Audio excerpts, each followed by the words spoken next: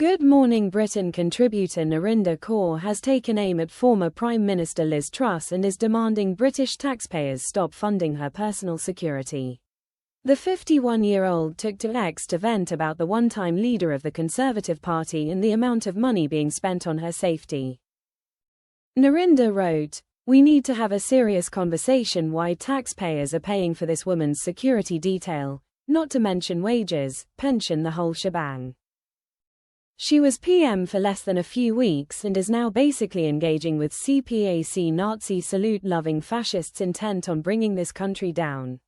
At what point do we acknowledge that shush is a threat to national security and we simply end paying for this shambolic woman out of British pockets?" Narinder added, "Any other UK job and she wouldn't have even made it through probation. And yet taxpayers are expected to pay for the rest of her life." When challenged by some ex-users about the fact that all former prime ministers are entitled to security protection for life, Narinder said that Truss is not in the same league as the likes of Tony Blair and Gordon Brown.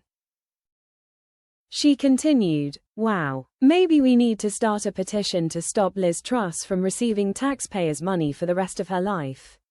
Narinder went even further in her scathing attack on Truss, claiming that the ex-PM, who had an extremely short time in office, had screwed over Britain.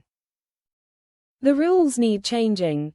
Yes, ex-PMs need and deserve security detail, but Liz Truss cannot be held to the same account whatsoever, and we are being irresponsible with taxpayers' money in allowing this to continue for her. She is not a target because Britain's enemies actually love how she screwed us over and continues to try and dismantle this country.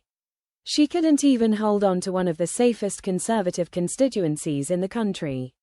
A disgraced non-entity." Narinder's character assassination of Truss comes just days after she slammed King Charles for welcoming people into one of his private residences in order to give them somewhere warm to stay. Writing on X, she stated, "I'm not going to knock any little help for people desperately in need. But this just demonstrates how much more the king could be doing to help those living in poverty. I'd like this to scrap throwing and closing the door behind